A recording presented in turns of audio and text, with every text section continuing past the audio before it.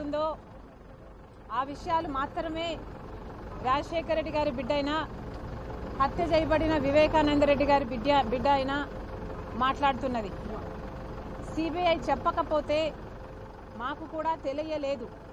హత్య జరిగిన రోజు మేము ఫలానా చేశాము అని మేము అనలేదు, ఎందుకంటే మాకే తెలియదు కాబట్టి. కానీ హత్య జరిగిన పరిస్థితులు ఆ రోజులు కంటే ఇప్పుడు 5 సంవత్సరాలు గడిచిపోయింది కాబట్టి ఈ 5 సంవత్సరాలలో ఎన్నో పరిణామాలు చోటు చేసుకున్నాయి. సిబిఐ సుదీర్ఘ కాలం పాటు విచారణ చేసింది. ఇదంతా జరిగిన తర్వాత ఇప్పుడు సిబిఐ చెప్పిన విషయము అవినాష్ రెడ్డిని అక్యూజ్డ్గా చేర్చింది సిబిఐ. సిబిఐ చెప్పింది మాత్రమే మేము చెప్తున్నాం.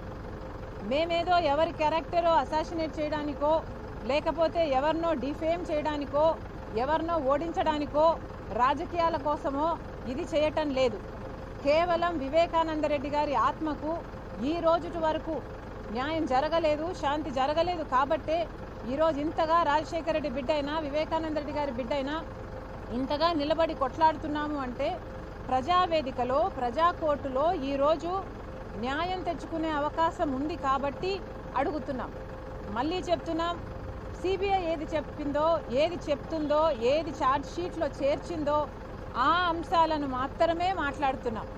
దానికి ఎందుకు భుజాలు దడుముకుంటున్నారు, ఎందుకు ఇంతగా భయపడుతున్నారు, మీరు ఓడిపోతారు అని మీరు నిర్ధారణకు వచ్చినట్టు మీరు ఇంత డెస్పరేట్గా ఇంత ఫస్ట్రేట్ అయ్యి వివేకానంద రెడ్డి గారి పర్సనల్ లైఫ్ని మీరు ఆయనను బదనాం చేయడానికి ఎంతగా ప్రయత్నిస్తున్నారో రాష్ట్ర ప్రజలందరూ చూస్తున్నారు. ఈ వికృత చేష్టలు మిమ్మల్ని ఎక్కడికి తీసుకెళ్ళావు, మిమ్మల్ని నాశనానికి దారి తీస్తాయని మళ్ళీ చెప్తున్నాం. వివేకానంద రెడ్డి గారు రాజశేఖర రెడ్డి గారి సొంత తమ్ముడు. ఆయన పర్సనల్ లైఫ్ ఆయన పర్సనల్ మాత్రమే. పర్సనల్గా ఆయనని ఇట్లా టార్గెట్ చేసి ఆయనని క్యారెక్టర్ అసాసినేట్ చేయడం అన్నది దారుణం. మళ్ళీ చెప్తున్నాం, వివేకానంద రెడ్డి గారి పర్సనల్ లైఫ్ గురించి ఎమ్మెల్సీగా ఆయనను మీరు పోటీలో వైసీపీ పోటీలో నిలబెట్టినప్పుడు కూడా మీకు తెలుసు.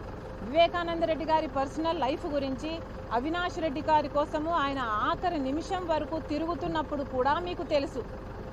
అప్పుడు అడ్డురాని పర్సనల్ లైఫ్, అప్పుడు మీకు అభ్యంతరం లేని పర్సనల్ లైఫ్, ఇప్పుడు ఎలక్షన్లు వచ్చాయి, రాజశేఖర రెడ్డి బిడ్డ వివేకానంద రెడ్డి బిడ్డ ఆయన న్యాయం కోసం తిరుగుతున్నారు అని ఇప్పుడు మీరు ఇంత భయంకరంగా ఆయనను బద్నాం చేయడానికి చూడడము అన్నది దారుణం.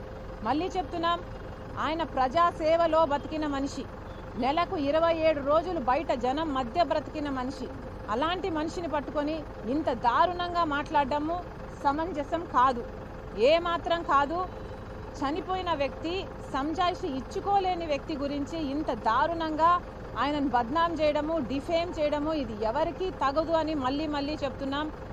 అంతేకాదమ్మా, ప్రతి ఒక్కరూ గుర్తుపెట్టుకోవాల్సిన విషయం ఏమిటంటే పబ్లిక్ లైఫ్లో ఉన్న వాళ్ళు పబ్లిక్ సర్వెంట్సే. మేమందరము పబ్లిక్ సర్వెంట్స్గా పనిచేయాలనే వచ్చాము. కానీ పబ్లిక్ సర్వెంట్స్గా ఉండడం మాకు ఇష్టమే, కానీ మేమేదో పబ్లిక్ ప్రాపర్టీ అయినట్టు పబ్లిక్ టాయిలెట్స్ అయినట్లు ట్రీట్ చేస్తే మాత్రం ఇది సరి కాదు. మళ్ళీ చెప్తున్నాం, వైసీపీకి, వైసీపీ మూకలకి, వైసీపీ గుండాలకి, వైసీపీ నాయకులకి మొత్తం అందరికీ చెప్తున్నాము, ఇది తగదు. వివేకానంద రెడ్డి గారిని పర్సనల్గా టార్గెట్ చేయడము తగదు. థ్యాంక్ యూ అమ్మా, థ్యాంక్ యూ.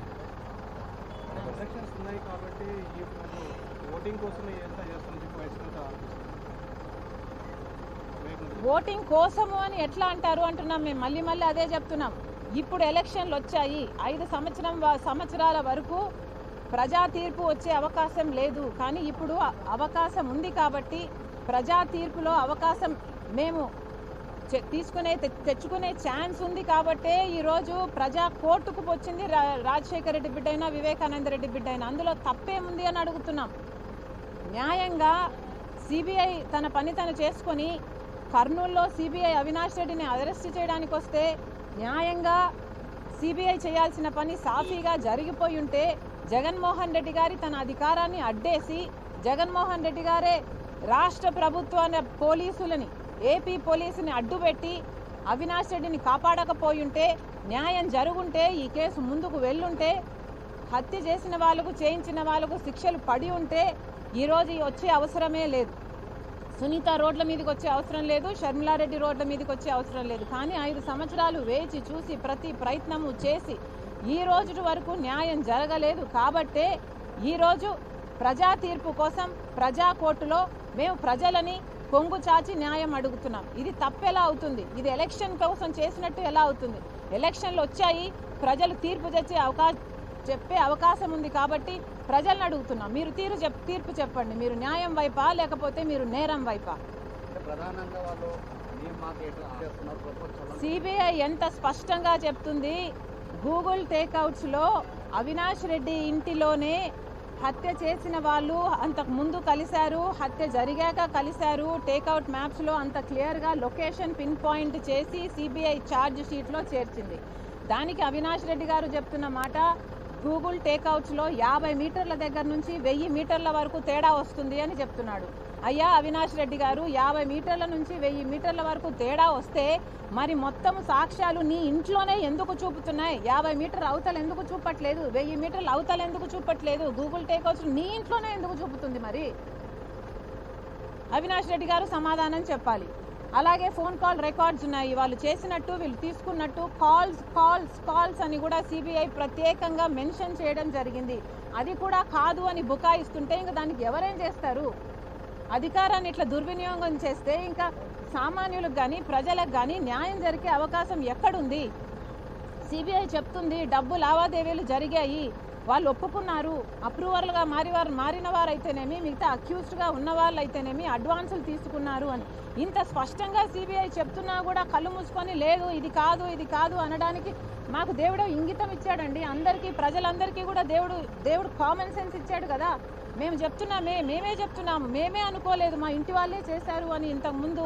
కానీ ఇప్పుడు ఇదంతా తెలిసిన తర్వాత నమ్మకుండా ఎలాగుంటాము? పోనీ ఇంకొకరిని చూపిస్తుందా? పోనీ సిబిఐ ఇంకొక సాక్ష్యాలు చూపిస్తుందా? సునీత వైపు చూపిస్తుందా? రాజశేఖర్ వైపు చూపిస్తుందా? వాళ్ళ గూగుల్ టేక్అవుట్స్లో కానీ వాళ్ళ ఫోన్స్లో కానీ వాళ్ళదేమన్నా సాక్ష్యాలు ఉన్నాయంటే ఎక్కడ ఏ సాక్ష్యాలు ఇంకా ఎవరికి కనిపించడం లేదు కదా. ఇదే సాక్ష్యాలు ఉన్నాయి. మరి అంతా మొత్తం అన్ని వేళ్ళు వాళ్ళనే పాయింట్అవుట్ చేస్తుంటే మరి ఇది కాదు అని చెప్తుంటే మరి ప్రజలు నమ్మాలి కదా. ఏదైనా సైంటిఫిక్గానే నమ్ముతారు జనాలు. దేవుడు మనకు కామన్ సెన్స్ ఎందుకు ఇచ్చాడండి? మనం కూడా జంతువుల్లాగానో మాలుల్లాగానో బతకచ్చు కదా. కానీ మనకు మైండ్ ఉంది, మనకు మెదడు ఉంది, మనకు ఆలోచించుకునే శక్తి ఉంది. ఇంత సభ్య సమాజంలో బతుకుతున్నాము. ఈ మాత్రం ఆలోచన చేసి న్యాయం కోసం నిలబడకపోతే, తెలిసినా కూడా న్యాయం కోసం నిలబడకపోతే ఇంక మనకు మనుషులకు మానులకు ఏమిటి తేడా?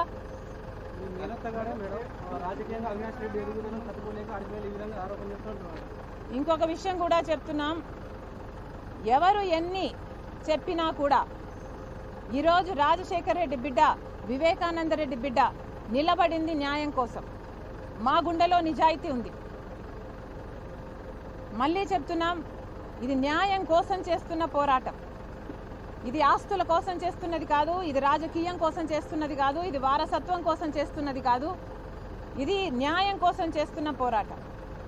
సౌభాగ్యమ్మ, సునీతమ్మ ఈ రోజు వరకు కూడా న్యాయం జరగలేదు అని కుమిలిపోతున్నారు. ఒక పెద్ద మనిషి 7 సార్లు గొడ్డలితో నరుకుతే ఆయన తల వెంకలు కూడా బయటకు వచ్చి, ఆయన మెదడు బయటకు వచ్చి అంత ఘోరంగా చనిపోతే, ఇల్లంతా రక్తమే, అంత ఘోరంగా చనిపోతే పెద్దవాళ్ళందరూ కలిసి దీన్ని మభ్య పెట్టాలని చూస్తుంటే ఇక న్యాయం ఎట్లా జరుగుతుంది? అయినా ఆడపిల్లలైనా కూడా మేము నిలబడాలి అని గట్టిగా నిలబడ్డాం, మొండిగా నిలబడ్డాం, ప్రాణాలకు తెగించి నిలబడ్డాం. రేపు మాకైనా మా బిడ్డలకైనా ఏం జరుగుతుందో మాకే తెలియదు. అయినా కూడా ఇంతగా నిలబడ్డామంటే ఎందుకు నిలబడ్డాం? న్యాయం జరగాలి కాబట్టి నిలబడ్డాం. సొంత తండ్రికి అన్యాయం జరిగితే సునీత తట్టుకోలేకపోతుంది కాబట్టి నిలబడ్డాం. మా సొంత చిన్నాన్న, మా నాన్న తర్వాత నానంతటి వాడు, మమ్మల్ని ఎత్తుకొని పెంచిన వాడు, ఇంత అన్యాయం జరుగుతుంటే ఎలా తట్టుకునేది అని అడుగుతున్నాం. వివేకానంద రెడ్డి గారు ఆ రోజే చెప్పారు, అమ్మా నువ్వు పోటీ చేయి, ఎంపీగా నువ్వు నిలబడు ప్లీజ్ అని ప్రాధేయపడ్డారు. ఆ రోజు ఆయన చెప్పింది చేస్తుంటే ఎన్ని అనార్థాలు ఆగుండునో. కానీ దురదృష్టవశాత్తు అది జరగలేదు. కనీసం ఇప్పటికైనా చచ్చిపోయి కూడా 5 సంవత్సరాలు అవుతుంది. ఇప్పటికైనా న్యాయం జరగాలి, కోర్టులలో న్యాయం జరగాలి, లేకపోతే సమాజం మనుషుల మధ్య అయినా న్యాయం జరగాలని ఈరోజు రాజశేఖర్ రెడ్డి బిడ్డ, వివేకానంద రెడ్డి బిడ్డ మనస్ఫూర్తిగా ప్రార్థిస్తున్నారు.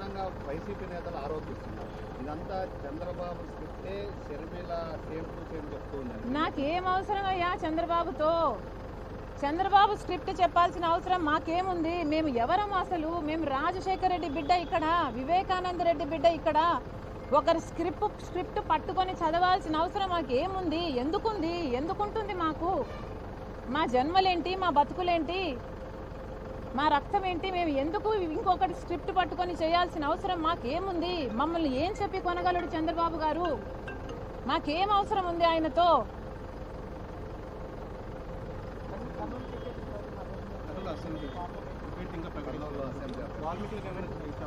చూద్దామమ్మా,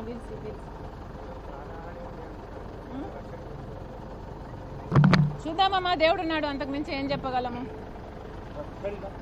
తర్వాత ఈరోజు మీడియాలో అంతా వస్తున్న విషయము, జగన్మోహన్ రెడ్డి గారు నాకు అప్పిచ్చారు అని నా అఫిడవిట్లో చేర్చడం జరిగింది. జస్ట్ ఫర్ క్లారిఫికేషన్ సేక్, సమాజంలో నిజానికి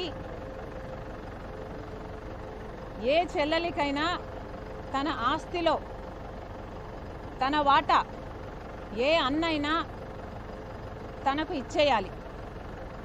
ఎందుకంటే అది ఆ ఆడబిడ్డ హక్కు.